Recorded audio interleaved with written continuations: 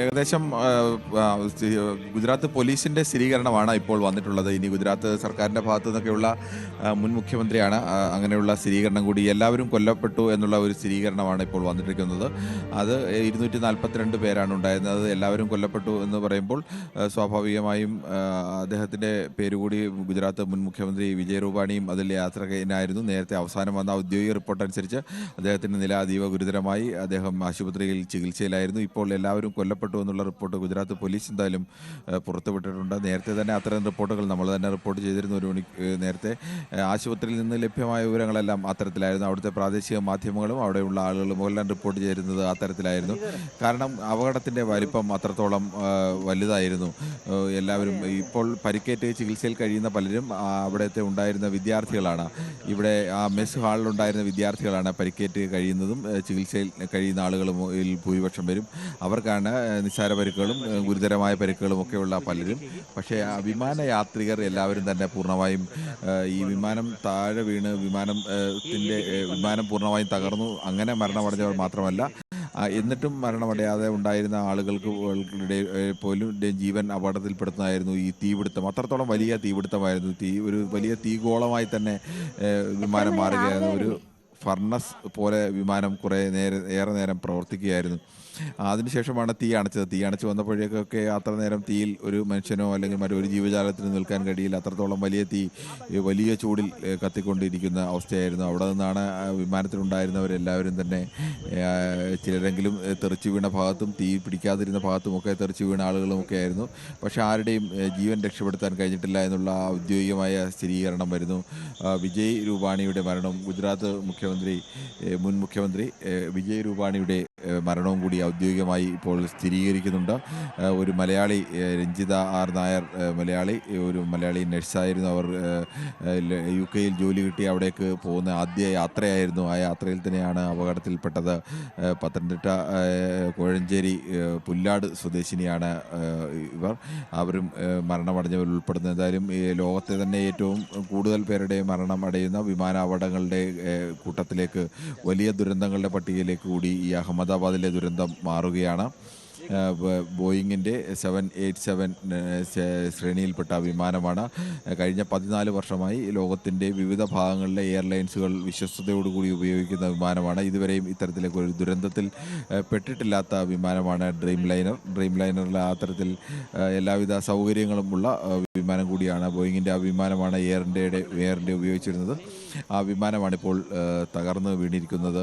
എന്തായാലും അത് എന്തുകൊണ്ടാണ് അപകടം ഉണ്ടായത് എന്ന പരിശോധനകളൊക്കെ ഇനിയും എന്തായാലും കൂടുതൽ വേണ്ടിവരും.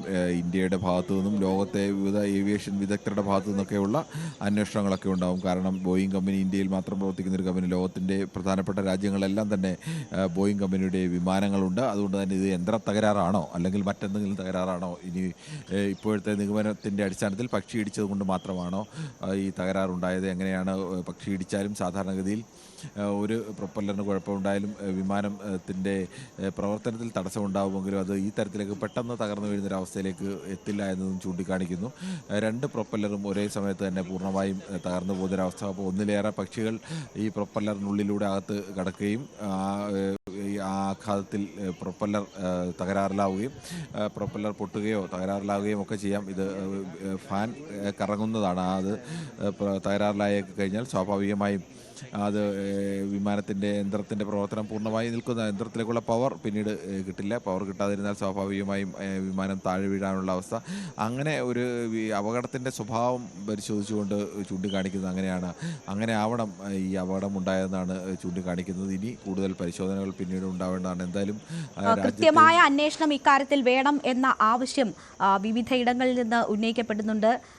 ഗവൺമെന്റ് പ്രോപ്പർ ഇൻവെസ്റ്റിഗേഷൻ നടത്തുമെന്ന പ്രതീക്ഷ മെഹബൂബ മുഫ്തി മുന്നോട്ട് വെച്ചു. അതേപോലെ കോൺഗ്രസും അത്തരമൊരു ആവശ്യം മുന്നോട്ട് വയ്ക്കുന്നുണ്ട്. മാത്രവുമല്ല, ഇമ്മീഡിയറ്റ് ഹെൽപ്പ് എല്ലാ ഫാമിലീസിനും ഉറപ്പാക്കണമെന്നൊരു ആവശ്യം കൂടി പ്രസിഡന്റ് മല്ലികാർജ്ജുൻ ഖർഗെ മുന്നോട്ട് വെച്ചിട്ടുണ്ട്.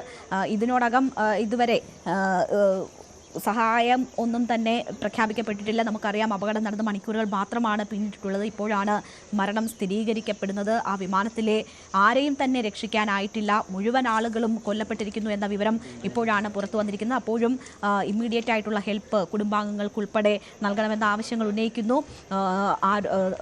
കൃത്യമായ അന്വേഷണം എന്താണ് ഈ അപകടത്തിലേക്ക് നയിച്ചത്, ഒരു വിമാനം ടേക്ക് ഓഫ് ചെയ്ത് മിനിറ്റുകൾക്കുള്ളിൽ ഇത്ര വലിയ അപകടത്തിലേക്ക് നയിച്ച കാരണങ്ങൾ എന്താണ് എന്നതിൽ അന്വേഷണം വേണമെന്നൊരു ആവശ്യം ശക്തമായി ഉയരുന്നുണ്ട്. ഇപ്പോൾ ഏറ്റവും ഒടുവിൽ ലഭിക്കുന്ന വിവരമനുസരിച്ച് സർദാർ വല്ലഭായ് പട്ടേൽ ഇന്റർനാഷണൽ എയർപോർട്ടിൽ ഭാഗികമായി സർവീസുകൾ പുനരാരംഭിച്ചിട്ടുണ്ട് എന്ന വിവരം വരുന്നുണ്ട്. ലിമിറ്റഡ് ഓപ്പറേഷൻ ആണ് അവിടെ നടക്കുന്നത്. അപ്പോൾ പോലും വിമാനത്താവളത്തിന്റെ പ്രവർത്തനങ്ങൾ പുനരാരംഭിച്ചിട്ടുണ്ട് എന്ന വിവരം കൂടി അവിടെ നിന്ന് വരികയാണ്. 3 ടീം NDRF ആണ് അവിടെ. NDRFിന്റെ 3 സംഘമാണ് അവിടെ രക്ഷാദൗത്യത്തിൽ ഏർപ്പെട്ടിരുന്നത്. രക്ഷാദൗത്യം എന്തായാലും ഇപ്പോൾ അവസാന ഘട്ടത്തിലേക്ക് കടന്നിരിക്കുകയാണ്. അവിടെ ആരെയും ജീവനോടെ പുറത്തെടുക്കാനായില്ല. അപ്പോൾ പോലും വലിയ രീതിയിൽ തീ പടർന്നു പിടിച്ചുള്ള അപകടങ്ങൾ ഒഴിവാക്കാൻ നമുക്ക് കഴിഞ്ഞിട്ടുണ്ട്. അത് സാധ്യമായത് ഈ വിമാനം തകർന്നു വീണത് ഒരു കോമ്പൗണ്ടിനുള്ളിലേക്കാണ്. അത് ഹോസ്റ്റൽ കെട്ടിടത്തിൻ്റെ കോമ്പൗണ്ടായിരുന്നു. അവിടെ ആയതിനാലാണ് ഈ ദുരന്തത്തിൻ്റെ ആഘാതം ഇത്രയെങ്കിലുമായി കുറഞ്ഞത്. ഒരു പക്ഷേ അല്പം മാറി ജനവാസ മേഖലയിലോ മറ്റോ ആണ് ഈ വിമാനം ഈ നിലയിൽ തീ പിടിച്ച് നിലം പതിക്കുന്നതെങ്കിൽ അതിൻ്റെ ആഘാതം ഇതിൻ്റെ ഇരട്ടിയിലധികമായി പോയേനെ എന്ന കാര്യം കൂടി ചൂണ്ടിക്കാണിക്കപ്പെടുന്നുണ്ട്. ഇതൊരു കോമ്പൗണ്ടിൻ്റെ ഭാഗത്താണ്. ആ കെട്ടിടങ്ങൾക്ക് പാടെ തീ പിടിച്ചിട്ടുണ്ട്. അപ്പോൾ പോലും അവിടെ ആളുകൾ കുറവായിരുന്നതിനാൽ വലിയ അപകടം ഒഴിവായിരിക്കുന്നു എന്ന വിവരം കൂടിയുണ്ട്. പക്ഷേ വിമാനത്തിലെ ഒരാളെപ്പോലും രക്ഷപ്പെടുത്താൻ കഴിഞ്ഞില്ല. അതിനു മുമ്പ് തന്നെ അത് ചാരമായി മാറിയിരിക്കുന്നു. ആ വിമാനം പല ഭാഗങ്ങളായി ഛിന്ന ഭിന്നമായി നിലം പതിച്ചിരിക്കുകയായിരുന്നു. ആളുകൾ പൂർണ്ണമായും കത്തിക്കരിഞ്ഞ മൃതദേഹങ്ങളാണ് അവിടെ നിന്നും വീണ്ടെടുക്കാനായിട്ടുള്ളത്. രക്ഷാദൗത്യത്തിൻ്റെ കൂടുതൽ ദൃശ്യങ്ങൾ പുറത്തു വരുമ്പോൾ എത്രമാത്രം ഭീതിതമാണ് അവിടെ ഉണ്ടായ ആ ദുരന്തം എന്നത് നമുക്ക് വ്യക്തമാകും. പലരുടെയും മൃതദേഹങ്ങൾ തിരിച്ചറിയാൻ കഴിയാത്ത വിധം കത്തിക്കരിഞ്ഞ നിലയിലാണ് പുറത്തെടുക്കാൻ കഴിഞ്ഞത്. രക്ഷാദൗത്യം ഇപ്പോൾ ഏതാണ്ട് അവസാന ഘട്ടത്തിലായിരിക്കുന്നു. മുഴുവൻ പേരും മരണപ്പെട്ടതായി സ്ഥിരീകരിക്കപ്പെട്ടിരിക്കുന്നു. 242 പേരുടെ മരണത്തിനിടയാക്കിയ, രാജ്യത്തെ തന്നെ നടുക്കിയ, രാജ്യത്തെ തന്നെ ഏറ്റവും വലിയ വിമാന ദുരന്തങ്ങളിൽ ഒന്നാണ് ഇപ്പോൾ അഹമ്മദാബാദിൽ സംഭവിച്ചിരിക്കുന്നത്. ഇന്ത്യൻ സമയം 1:39 ടേക്ക് ഓഫ് ചെയ്ത സർദാർ വല്ലഭായ് പട്ടേൽ വിമാനത്താവളത്തിൽ നിന്ന് ടേക്ക് ഓഫ് ചെയ്ത വിമാനമാണ് മിനിറ്റുകൾക്കുള്ളിൽ ഒരു തീഗോളമായി മാറിയത്. അതിലുണ്ടായിരുന്ന 232 യാത്രക്കാർ, 2 പൈലറ്റുമാർ, 10 ക്രൂ മെമ്പേഴ്സ് എല്ലാവരും മരണപ്പെട്ടിരിക്കുന്നു എന്ന വിവരം ഔദ്യോഗികമായി സ്ഥിരീകരിക്കപ്പെടുകയാണ്. രാജ്യത്തെ തന്നെ നടുക്കിയ ആ ദുരന്തത്തിൽ ഒരു മലയാളി കൂടി ഉൾപ്പെട്ടിരിക്കുന്നു. പത്തനംതിട്ട സ്വദേശി രഞ്ജിതയാണ് കൊല്ലപ്പെട്ടത്. UK-യിൽ നഴ്സായി ജോലി ചെയ്യുന്ന രഞ്ജിത 2-3 ദിവസം നാട്ടിൽ നിന്നതിന് ശേഷം UK-യിലേക്ക് തന്നെ മടങ്ങുകയായിരുന്നു.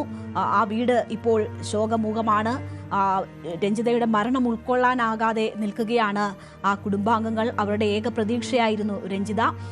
ഇന്നലെ ആ വീട്ടിൽ നിന്ന് യാത്ര പറഞ്ഞിറങ്ങിയതാണ്. പക്ഷേ മരണവാർത്തയാണ് രഞ്ജിതയുടേതായി തിരിച്ച് ആ വീട്ടിലെത്തുന്നത്. അവർ ആ വാർത്ത ഉൾക്കൊള്ളാൻ കഴിയാത്ത അവസ്ഥയിലുമാണ്. മരിച്ചവരിൽ ഒരു മലയാളി ഉണ്ട് എന്നത് സ്ഥിരീകരിക്കപ്പെട്ടിരിക്കുന്നു. നേരത്തെ 2 മലയാളികൾ ഉണ്ട് എന്നതാണ് ആദ്യ ഘട്ടത്തിലൊക്കെ വന്നിരുന്ന വാർത്തയെങ്കിൽ ഇപ്പോൾ ഒരു മലയാളിയുടെ വിവരമാണ് സ്ഥിരീകരിക്കപ്പെട്ടിരിക്കുന്നത്. അത് പത്തനംതിട്ട സ്വദേശി രഞ്ജിതയുടേതാണ്. രഞ്ജിത 4 ദിവസത്തെ അവധിക്ക് നാട്ടിലെത്തി. അവിടെ നിന്ന് UK-യിലേക്ക് തിരിച്ചതാണ്. രഞ്ജിതയുടെ മരണവിവരം ഉൾക്കൊള്ളാനാകാത്ത വേദനയിലാണ് ആ കുടുംബം ഉള്ളത്.